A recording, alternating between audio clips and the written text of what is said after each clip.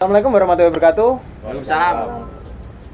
Kami pada kesempatan siang hari ini akan melakukan sebuah podcast edukasi mengenai kesehatan olahraga dan membahas mitos dan fakta seputar kesehatan. Video ini dibuat untuk memenuhi tugas mata kuliah yang diambil oleh Bapak Fajar Samsudin. Nah, kita langsung saja menuju ke podcastnya. Nah, untuk di umur kalian yang terkesan masih muda ya, kayaknya terkesan masih muda ini mas-mas sekalian ini. Penting nggak sih menjaga tubuh agar tetap ideal? Penting nggak sih? Apakah mas-masnya pada cuek-cuek aja? Apa gemuk itu tanda kemakmuran? Nah, pasti ada statement di masyarakat tentang kayak gitu kan, gemuk itu tandanya makmur. Gimana menurut kalau menurut saya menjaga berat badan ideal itu penting ya Mas Alif, karena selain menjaga tampilan bentuk tubuh kita, itu juga kita dapat menjaga kesehatan tubuh kita juga. Karena menurut saya kalau terlalu gemuk atau terlalu kurus itu kurang bagus buat pertama tampilan, kemudian kita juga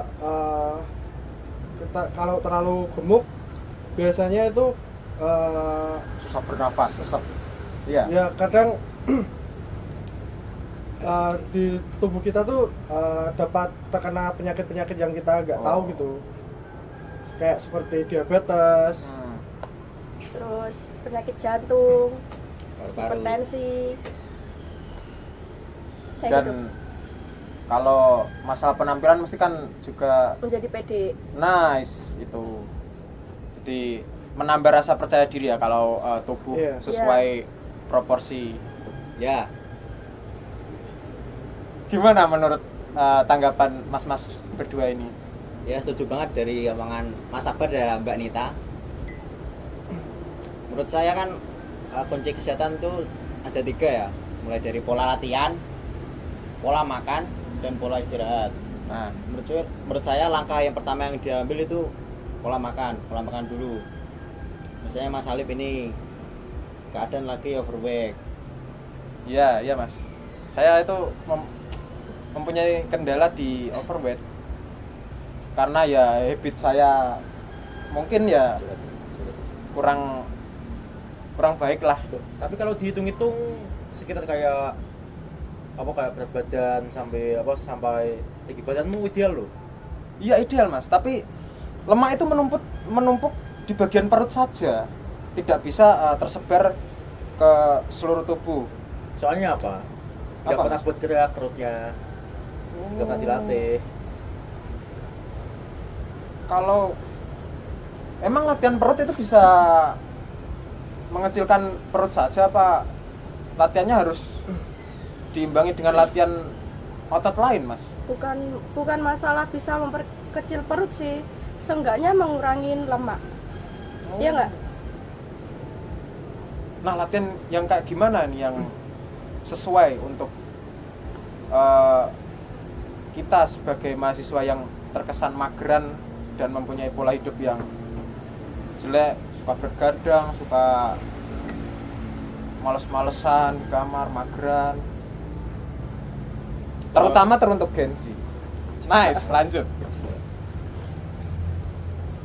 Jadi pertanyaan tadi pola latihan seperti apa ya? Nah, yang mas sarankan untuk generasi muda. Kalau masalah ideal sih, pola latihannya bisa digabungkan antara latihan beban sama latihan kardio. Oh, berarti nggak bisa salah satu itu mas. Misal, saya cenderung suka latihan angkat beban aja. Jadi kardio nggak penting lah. Yang penting angkat beban.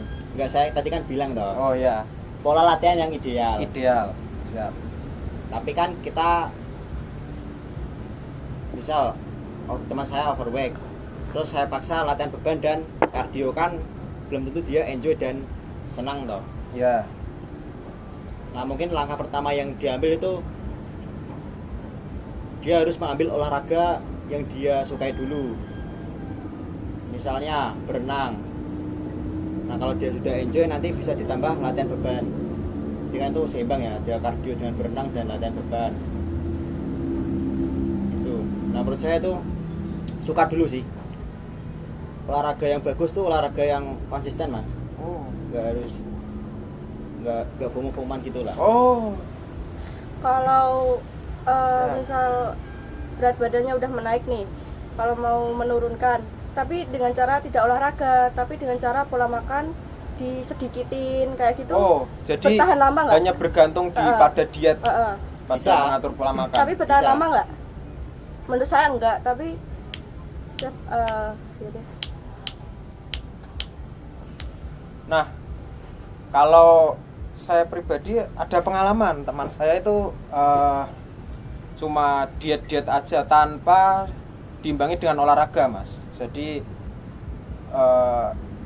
dia kayak effortnya tuh dikeluarkan pada pola makan aja. Jadi Ya. nggak imbang lah. Nah menurut masnya gimana? Apakah benar apa enggak kayak gitu? Tergantung sama tujuannya sih mas. Nah, Kalau butuhnya diet dan membangun massa otot ya digabung dengan olahraga. Kalau ingin kurus saja, kurus krempeng gitu, secara look kurang bagus ya diet aja. Itu sih. jadi harus kembali kepada tujuan masing-masing individu tersebut ya. Tapi kalau menurutku sih misal diet doang nggak olahraga, takutnya ntar tubuh kita nggak sehat 100% mas. Kayak ntar tiba-tiba Berpengaruhnya di masa tua nanti ya. Iya. Jadi Tiba-tiba ntar apa badan lemes. ya mengalami apa? Penyakit itu penyusutan otot itu apa? Namanya mas? Osteoporosis. Oh itu tulang. Sorry. Ya penyakit-penyakit yang akan Ya. mengintai kita di masa tua nanti ya kalau kita Bang Ali. nggak olahraga ya. Nah untuk zaman sekarang kan banyak nih remaja-remaja atau mahasiswa yang FOMO olahraga. FOMO-nya kalian pernah dengar gak sih joki Strava? Ya. Nah menurut masnya itu gimana? Apakah emang FOMO positif atau terkesan negatif itu menurut opini mas-masnya sekalian ini? Mas dan mbaknya, sorry.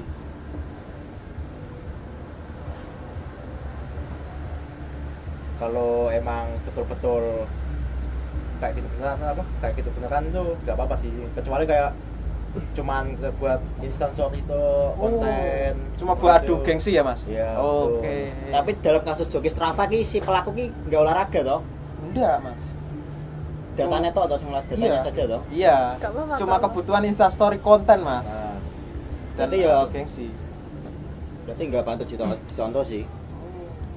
kalau misal lagi simpelnya kayak apa?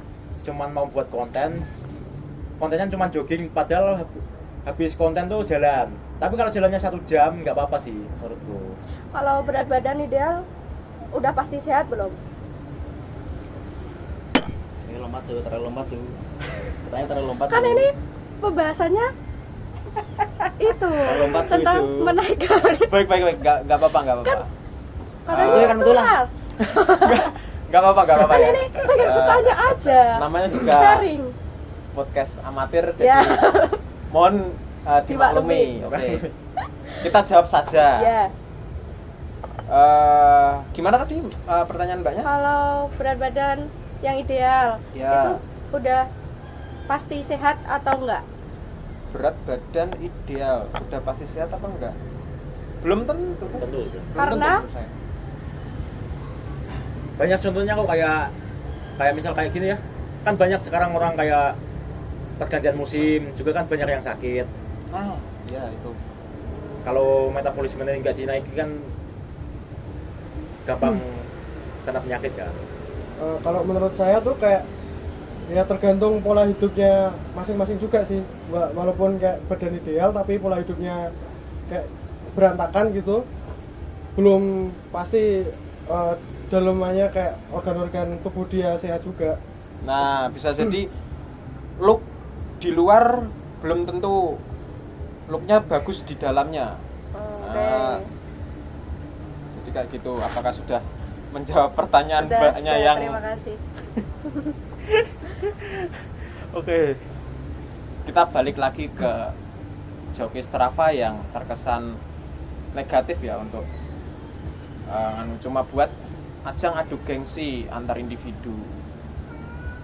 Kalau gimana ya? Gengsinya itu untuk memotivasi gimana? Misal contoh nih, aku kasih contoh.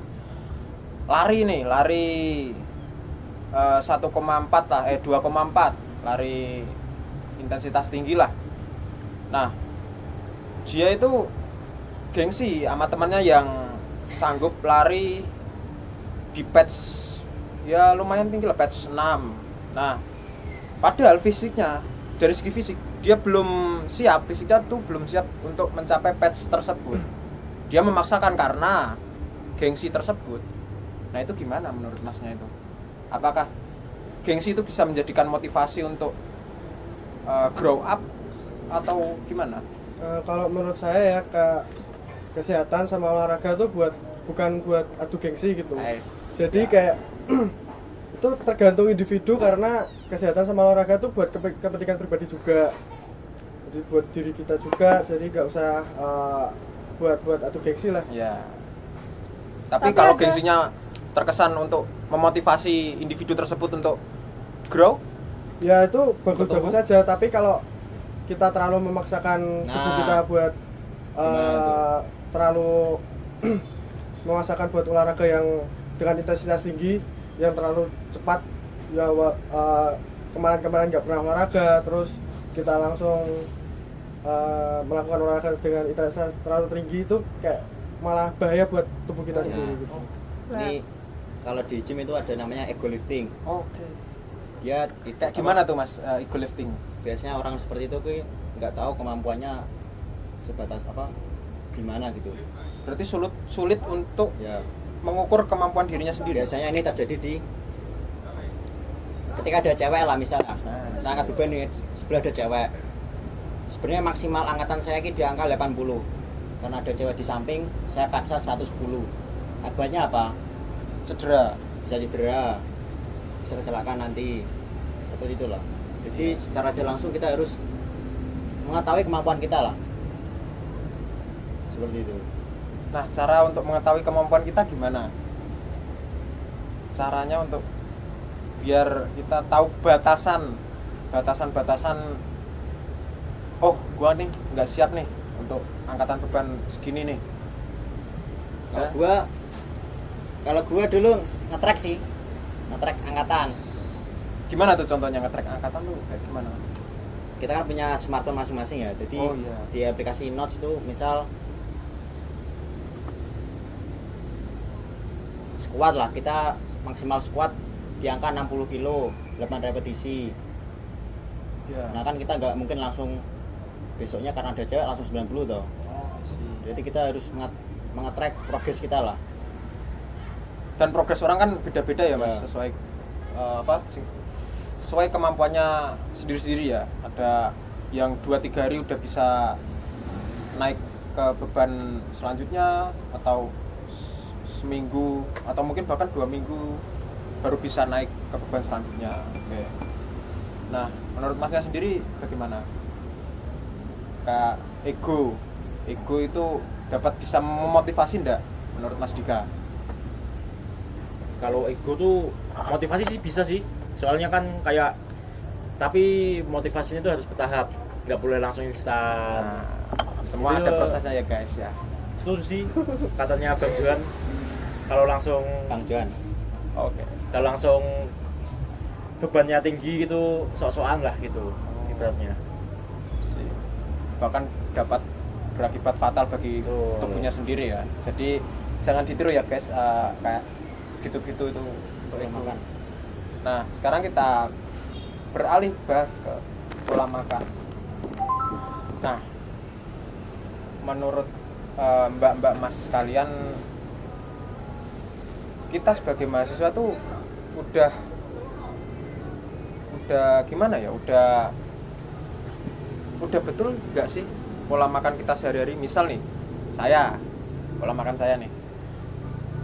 Saya sekarang tuh masak nasi sendiri ya mas, dan beli lauk di warung tuh kadang random ya, lauknya apa, kadang tuh telur doang dari pagi sampai malam, kadang tuh ada kombinasi ayam, ati, dan lain-lain.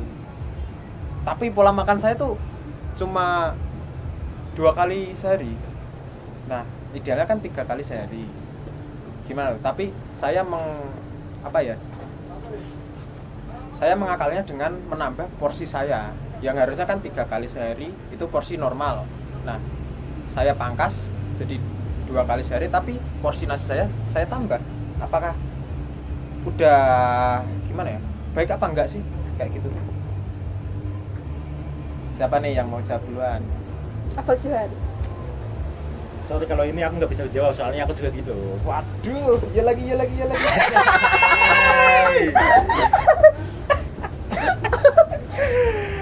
Gimana nih? Nggak ada nih yang makannya 3 kali sehari?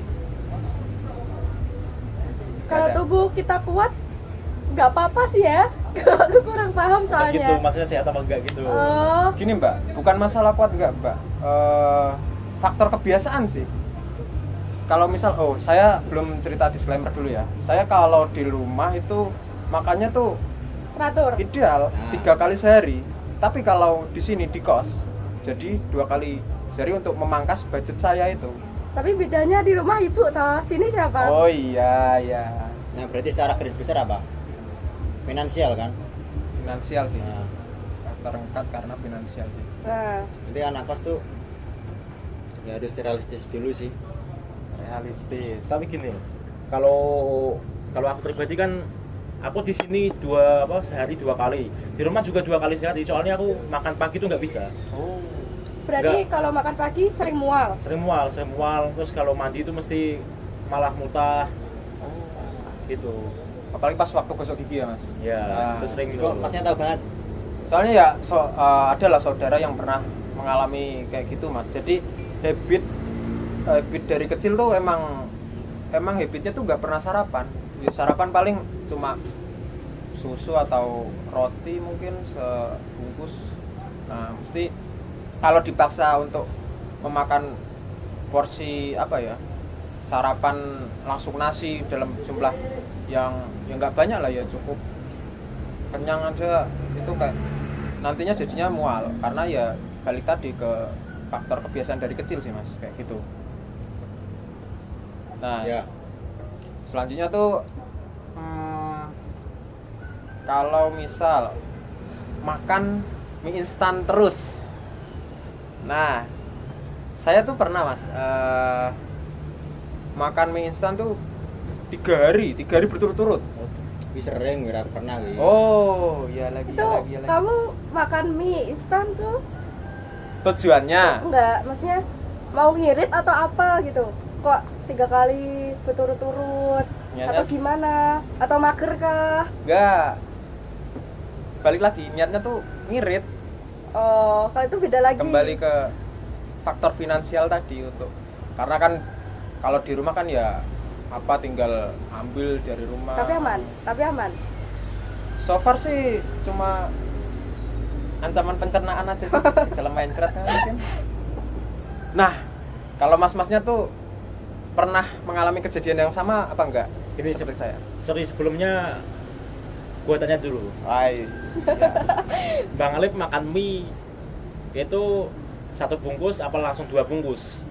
1 bungkus gak Ya. cukup lah dia. ya 2 bungkus lah mas, 1 mana Berarti kenyang. totalnya 2 kali 1. 6 berarti 6 Enam. mie. 6 mie. No, 4. Loh, Apa 3 pagi, kali? bukan pagi. Siang 2, malam 2. Gini aja, sekali makan berarti mie 1 tuh harganya berapa ya? Sekitar 3.000-an. 3.000 kan? 3.000, jika 2 berarti 6 sampai 7.000 lah. 7.000. Nah, itu buat beli makan di warteg tuh bisa, Mas. tapi kamu bawa mie sendiri atau beli? Nah, itu kalau soal itu beda lagi. Apa emang Kita ada bahasnya dari kosnya? segi kesehatan saja ya, jangan merembet Kan ini ke. diperluaskan, Bang. Iya. Katanya nggak nggak terlalu kaku ya, jadi ada. Iya. Nah, I see, tapi kita rujuknya pada ranah kesehatan saja. Apakah pola seperti itu dapat Ya, berakibat fatal bagi kita atau Kalau gimana? dari Karena kan bentar Mas. iya, sorry. Karena kan Sorry King. menurut yang saya baca-baca, mie instan tuh nggak berbahaya, cuma nggak ada gizinya aja. Tapi kalau sehari 4 kali sih patut dipertanyakan Mas, soalnya kan natriumnya tinggi tuh. Nah, Hipertensi Iya juga bisa. sih. Nah, Masnya pernah nggak mengalami kejadian yang sama kayak saya? Kalau menurut saya tuh Pertanyaan saya, Masnya pernah nggak? oh kalau dari saya sendiri juga pernah karena ya karena masalah finansial ya, Ya. ekonomi gitu. Karena mau ngirit jadi saya sendiri makan bahkan seminggu Seminggu. full seminggu. Apakah full ada itu dampak makan. kesehatan yang terjadi Mas setelah itu Mas?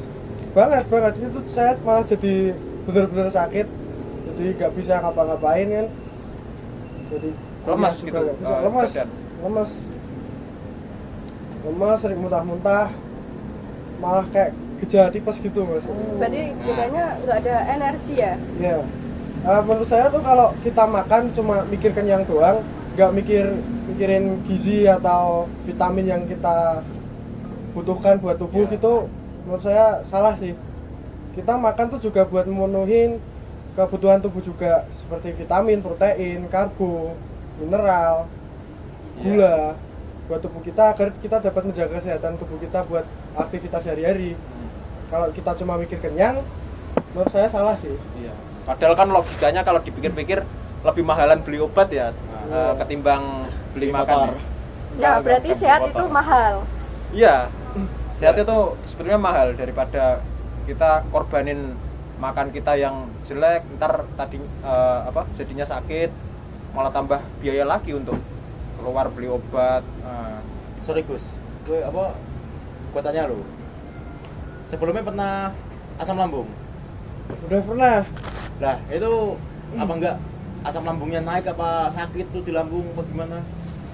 Kan kalau sakitnya asam lambung kan nggak bisa dipraktekin kan, kayak sakit banget katanya makan salah, nggak makan salah gitu. Iya, itu kalau di saya sendiri, di tubuh saya sendiri kayak gara-gara terlalu makan mie kebanyakan itu sering muntah-muntah, asam lambungnya saya sering kena, perut sakit, terus habis itu muntah-muntah. Tapi belum sampai nggak bisa apa-apa kan, saya ke rumah sakit sekali. Untung belum sampai ke situ. Kalau Masnya sendiri tidak pernah mengalami kejadian seperti itu? Hah? Gimana? Oh, Tapi sorry. kalau Sorry, Mbaknya nggak pernah kayak gitu. tapi emang favorit aku mie. Mie. Oke. Aku mah sering sih mie, cuman mie itu aku sebuat kalau di kos-kos kan paling cuman 5 hari kan, Senin sampai Jumat lah.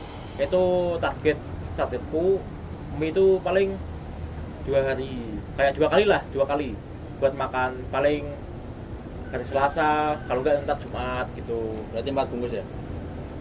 Kadang sebungkus, kadang 3 tuh buat kayak yang hari Selasa Rabu 1, terus yang hari Jumat itu biasanya aku makan mie waktu siang, mau balik kampung, itu sampai rumah makan buat ganjel doang gitu loh, aman lah di jalan, nggak kelaparan. Tapi kadang 2 juga sih, 4 total. Nah, sekarang kita lanjut bahas bahas apa? Cing, saran Cing, bahas apa Cing? Nanya Cing. Ini Kapolda loh ini. Oke. Istirahat. Gini, gua mau tanya deh, Nah, kalau misal di kalangan temen semuanya ada yang temennya atlet nggak? Ada. atlet. Ada. Kayak gue masih bingung sih, kayak ada atlet yang beratnya sampai 100 naik lah, itu apa enggak over banget, apa kok bisa ya jadi atlet? berat badan segitu? Mungkin cabang olahraganya gimana ya, mengharuskan dia untuk mencapai berat badan segitu mungkin. Nah, Tergantung per kelas itu ya. Ya, itu sih. Heavyweight gitu. nah kadang kan ada MMA kayak gitu. Sorry, itu cuman pancingan sih buat aku ngomong. Soalnya pengalamanku juga gitu. Gimana nih pengalaman masnya nih? Aku harus stack berat badan di 80 sampai 85. Soalnya kelasku main 85. Di bukan cabangnya kan jiu-jitsu kan. Jadi itu kelasnya tuh fighting paling tinggi tuh main 85 soalnya. Enggak sih, main 95. Tapi aku ikutnya yang main 85.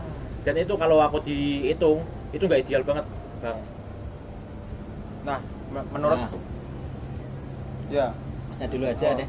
Nah, menurut sepengalaman Mas selama menjadi atlet, bagaimana sih trik cepat atau instan menaikkan dan menurunkan berat badan?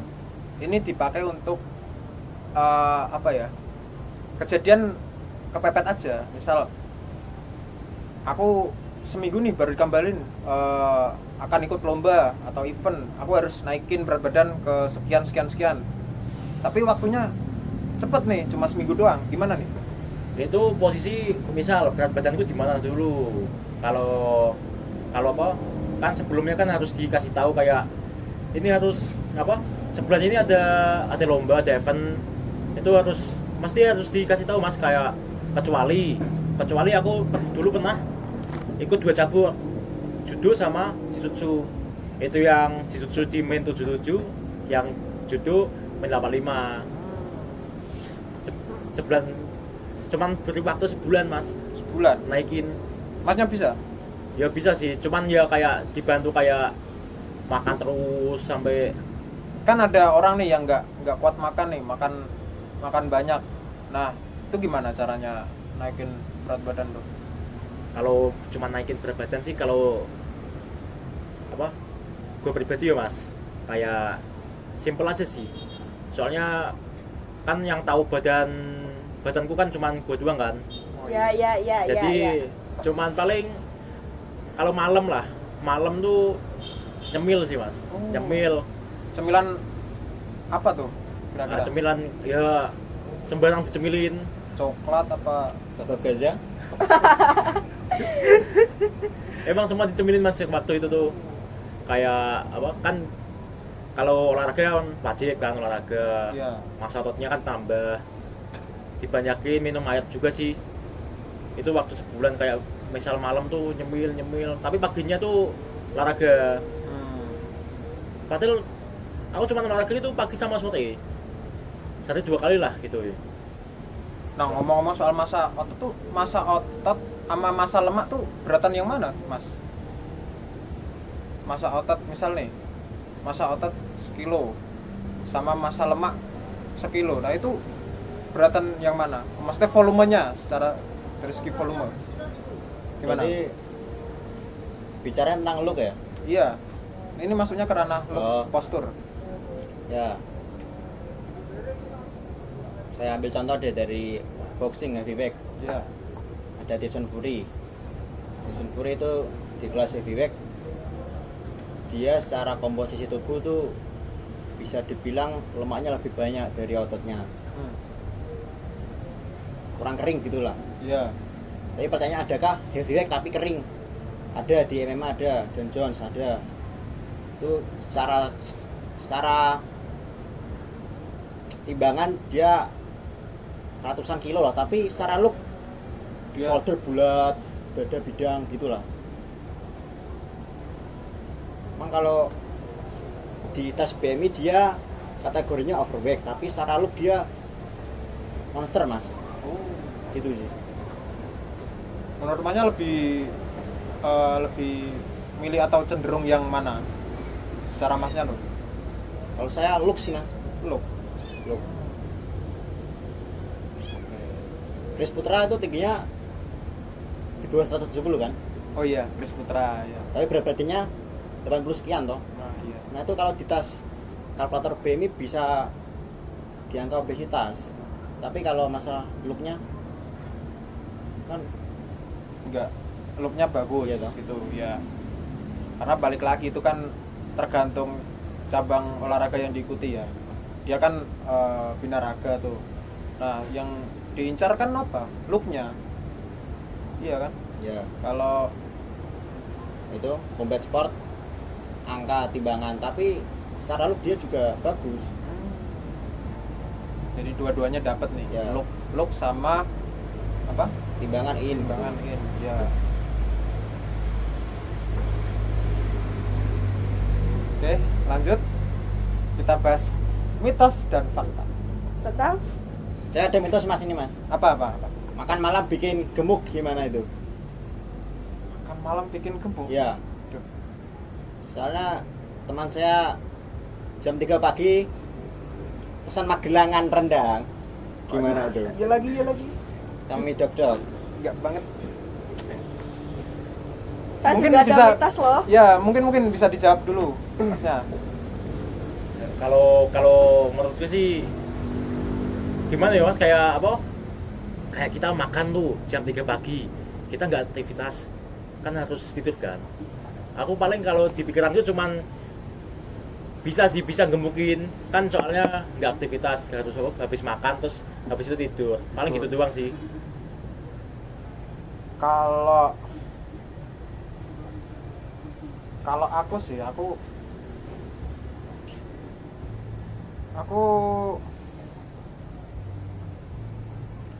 ya pesen magelangan tuh karena lapar aja sih Mas. Aku Berarti teman tipikal saya orang- itu kamu. Bukan. aku tipikal orang yang kayak ya intermezzo. Aku tipikal orang yang nggak bisa tidur kalau perutnya lapar. Nah kayak gitu Mas. Jadi kalau jam segitu, jam 3 nggak makan gitu, jadinya nggak bisa tidur malahan. Dan besoknya bangunnya perutnya kembung. Gimana tuh menurut Masnya? Menurut Mbaknya mungkin? Berarti mitos nih. Makan malam bikin gemuk mitos ya. Makan malam bikin gemuk, mitos lah. Kalau ya kita tarik garis belakang dulu. Nah dia itu habitnya kayak gimana, kembali lagi ke lifestyle kalian masing-masing atau gaya hidup. Kalau begadang terus, tidur gak teratur, maksudnya kayak tidurnya jadi jam 3, 4, apakah menjadi gemuk? Biasanya kan kebanyakan masyarakat kayak gitu kan, pola tidur bisa Kalau menyebabkan menurut itu. saya tuh Kak, bukan gemuk ya, malah ke kurangnya kita istirahat itu bisa membuat kita hipertensi, darah tinggi gitu. Dari pengalaman dari keluarga saya juga ada yang kayak gitu, Berarti ngaruh ya? ngaruh sama kesehatan. Oke. Ini mitosnya beda-beda. Ini bikin gemuk, ini apa? Hipertensi. Hipertensi. Kalau di punya aku malah Apa? begadang terus, malah bikin MU kalah. Iya lagi. bikin apa? Bikin cungkring apa? Kering, Bikin kering. kecil. Bikin Kecil. Itulah. ya. Menurunkan badan berarti. Ya kayak Bisa menurunkan badan berarti. Kalau tidurnya. tapi kan nggak sehat. Oh. Bisa aja cepat mati, cepat meninggal malah. Oh. Oh iya, kan apa? Mitosnya kalau kita kebanyakan bergadang kan mengurangi angka harapan hidup. Nah itu bener apa enggak sih? Kalau misalnya kan tidurnya jam 3, jam 4 gitu ya. Nah, terus besoknya kan free ya, gak ada jadwal kuliah atau emang pengangguran gitu, terus diganti tidur tapi apa ya? Tidur 7 jam sampai 8 jam gimana? Apakah Tapi bukannya waktu terbaik tubuh kita untuk recovery pada malam hari ya? Enggak. oh Betul, gitu. betul. Jadi kalau ada kayak Tapi walaupun kamar gua nih udah saya buat sepetang mungkin, Subdesit. Segelap mungkin. Segelap. mungkin. Nggak apa. tetap ya tubuh kita tuh filter, jadi nggak bisa dibodohi. Jadi kayak ada contoh aja jet lag lah. Lu misal ke Eropa nih kan, dari sini ke Eropa kan terpaut beberapa jam. Nah tubuh kita tuh perlu adaptasi dulu, namanya jet lag itu. Jadi di sini siang, di sono malam, Di tengah-tengahnya. di tengah-tengahnya ada Pulau Jawa. Nice. Kalau tidur Lanjut. kelebihan menyebabkan apa? Gimana? Kalau tidurnya berlebihan, misal kan yang terjadwal itu kan teratur kan 7 atau 8 jam. Nah, misal ada 12 jam, ada 15 jam, kayak gitu menyebabkan apa? Cepat meninggal juga kah? No, saya kurang tahu ya kalau tidur berlebihan. Mungkin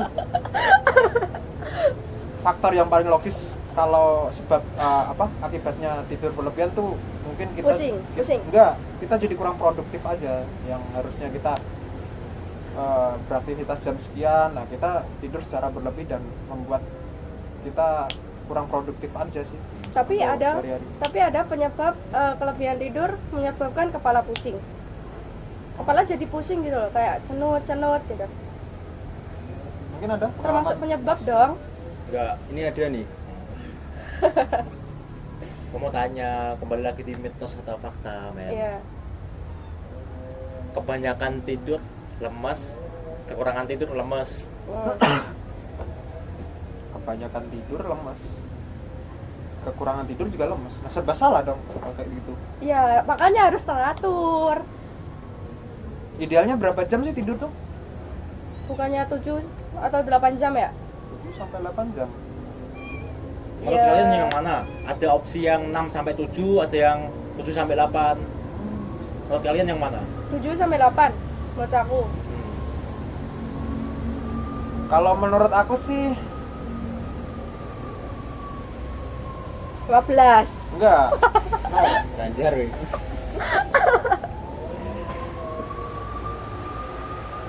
Ya 7 sampai 8 sama juga sih.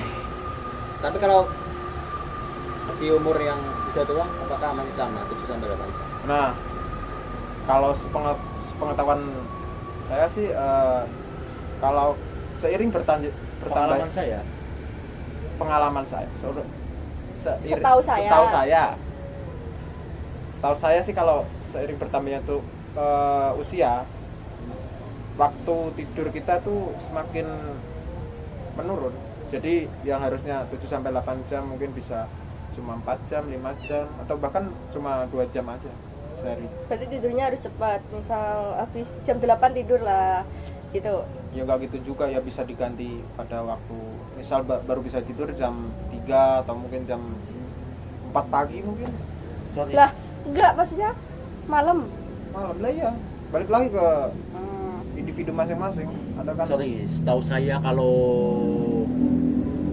orang tua ya, Ya, Ya, kalau anak bayi aja tidurnya udah 20 jam.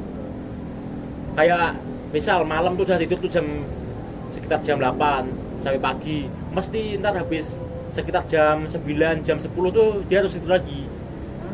Kalau menurut dia, kalau yang aku tangkap kan, yang anak-anak bayi itu malah tidurnya masih lama-lama.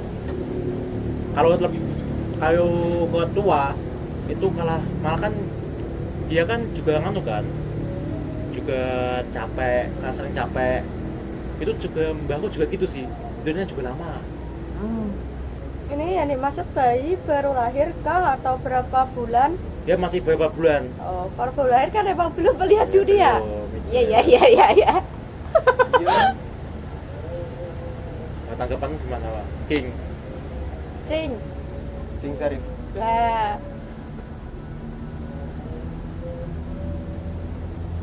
lalu kedua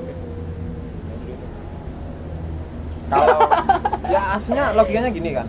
Tidur tuh waktu recovery tubuh. Nah, bayi yang baru lahir itu kan masa-masa pertumbuhan nih.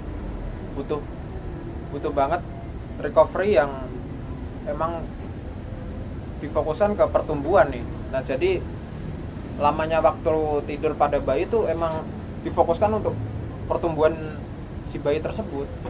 Jadi kayak kan kita semakin tua tuh kan ya kayak apa? makin sulit tidur. Enggak, semakin kayak Capek. enggak gitu, kayak semakin apa ya namanya, kayak tubuh kita tuh enggak seprima dulu lah, enggak se apa, Prima Citama. prima dona. Lanjut. Kalau usia kita udah tua tuh kayak recovery atau pembaruan sel-sel tubuh kita tuh udah kayak apa ya, menurun lah, mengalami penurunan yang drastis lah dibandingkan umur kita yang masih muda kan, masih sangat fit lah pada waktu itu. Nah kayak gitu sih tanggapan gua.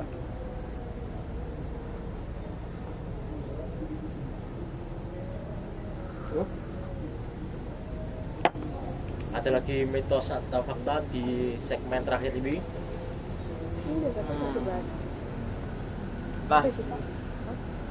gua ada mitos nih, enggak mitos, apa ya, kayak pertanyaan aja sih, apa Anu, enggak, kalau di lanjut dulu. apakah bila kita mengganti waktu tidur kita pada siang hari, mungkin tidur siang ya, tidur siang tuh bisa menggantikan tidur pada malam hari nggak sih? Misal nih, gua begadang jam 4 nih baru tidur, nah jam 7 bangun kuliah, jam 12 pulang kuliah, balik kuliah di kos, tidur untuk gantiin waktu tidur malam yang kurang. Gimana tuh menurut kalian? Tapi biasanya menyebabkan efek pusing kepala itu sih. Kalau kan kamu tidur jam 4 nih, jam 7 ada kuliah. Nah, kamu tuh kalau bangun sering kayak gini nggak? Kayak pusing atau kayak badan kurang enak gitu. Oh iya, Sering, mungkin, ya kan? mungkin kayak Nah, cuma itu kurang pegel-pegel, baik juga. pegel-pegel gitu. Gimana menurut Masnya? Kalau menurut saya tuh kayak kalau dilakukan dalam jangka waktu panjang kayak gitu kurang baik ya Mas Alif. Karena idealnya manusia beristirahat tuh malam, nggak bisa diganti buat istirahat siang gitu. Kita tidur siang Nah, nggak bisa menggantikan itu tidur malam. Tapi kan ada pekerja yang shift malam, misal kayak polisi atau tenaga kesehatan, mungkin Ronda ada malam. ronda Atau malam juga bisa. Alfa Nah, 24 jam. Kayak Kalau itu kan abot. tergantung karena tuntutan kerja ya Mas Alif ya. nah, Tuntutan kerja harus mau gimana lagi? mau gimana lagi, karena ada tuntutan kerja. Mau nggak mau. Mau nggak mau. Mau nggak mau ya, karena ekonomi itu tadi ya. Nah, Mas Alif kenapa tidur sampai jam 4 itu ngapain? Kerja kah? Atau sampingan kerja atau di gimana? Alfamart. Iya. Mana ya? Namanya anak muda. Ya pasti Mas dan Mbaknya ya pernah muda lah, masih ya Oh, emang muda, ini masih muda. Ya pasti mengalami lah faktornya apa aja yang membuat kita tuh sering begadang, nongkrong, entah itu ngerjain tugas, entah itu nongkrong atau gimana. Jadi gimana ya, kayak kalau kita masih muda ya ngabisin momen muda nih ya, kayak kita nggak akan bisa ngulang momen kayak gini lagi. Nah begitu, mungkin bisa ada tambahan. Kira-kira prediksi mau nambah orang lagi nggak? Prediksi kita tuh bahasnya edukasi mengenai olahraga dan mitos fakta mengenai kesehatan dan olahraga ya guys. Tapi ya nggak apa-apa lah, menurut nggak perlu ini ditangkep ini. Ya udah, mungkin cukup. Nah, mungkin Masnya bisa merangkum dulu tadi dari awal, mulai dari pola makan, pola istirahat, Ya, kesimpulannya apa? pola tidur, mitos. Nah, untuk kesimpulan pada podcast yang kali ini, saya kira balik lagi ya ke faktor individu masing-masing ya. Kalau kan zaman sekarang tuh luas banget lah untuk mengakses informasi tentang, apalagi mengakses informasi tentang kesehatan ya, banyak banget podcast kesehatan yang yang bagus, banyak banget berita-berita tentang kesehatan di media sosial lah. Jadi kalau udah tahu itu jelek atau bad habit, ya sebisa mungkin dirubah. Tapi kalau emang nggak bisa, ya itu udah konsekuensi yang harus diterima, entah itu konsekuensinya diambil di masa tuanya.